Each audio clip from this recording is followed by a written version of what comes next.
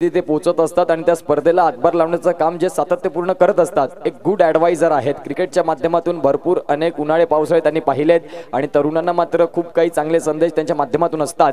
वसरी striking एंडला रुपेश आपल्याला पाहायला मिळत आहेत आणि नॉन स्ट्रायकिंग एंडला मंगेश आपल्याला पाहायला मिळत आहेत. अर्थातच आपण पाहू शकाल आमच्या मुख्य व्यासपीठावर मान्य श्री संजय गहला साहेब, महाराष्ट्र पोलीस ठाणे येथे कार्यरत, एक डॅशिंग अँड डायनॅमिक पर्सनॅलिटी. पराभव स्वीकारावा लागलाय, परंतु यावेळेस मात्र हा संघ जिंकेल का? समोर Rupesh Vanga, star icon player. अप्रतिम फटका पाहायला मिळतोय, क्षेत्ररक्षक पोहोचतोय, परंतु यावेळी चेंडू flat sixer deep cover region मध्ये.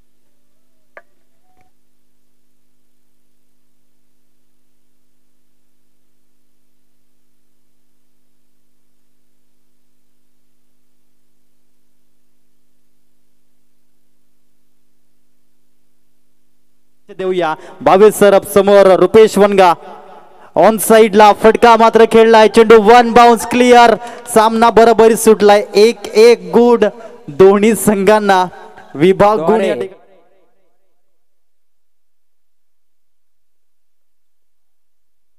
सुरेख फटका पाहायला मिळतोय, चेंडू जातोय चौकार. चौकारने सी धाव संख्या जाऊन पोहोचते ती 9. पुन्हा एकदा साहिल तुंबडा, अप्रतिम फटका पाहायला मिळतोय. स्क्वेअर लेग क्षेत्रामध्ये चेंडू जातोय आणि चेंडू जातोय सीमारेषे पार. धाव संख्या जाऊन पोहोचते ती 30, ती 23. पुन्हा एकदा हेमंत हा गोलंदाज सज्ज होईल. सुरेख फटका पाहायला मिळतोय आणि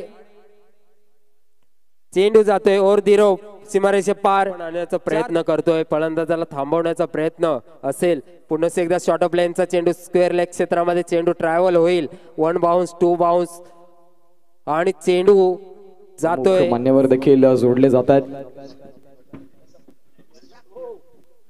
सचिनजी पडवळे साहेब, अविनाशजी पवार साहेब आणि त्याचबरोबर त्यांचे सवंगडी, त्यांच्या साथी मात्र इथे पोहोचत आहेत. प्रशांतजी गोवारी साहेब आपल्याला पाहायला मिळतात. तसे दिग्गज मान्यवर आपल्याला पाहायला मिळतील. आज बॉल आणि 57ची गरज. रुपेश यावेळीचा फटका अगदी डाऊन द ग्राउंड. मी म्हटल्याप्रमाणे रुपेशला ड्रायव्हिंग सीटवर बसावं लागेल आणि जो मात्र मैदानाच्या आतमध्ये अतिशय चांगला फटका खेळला.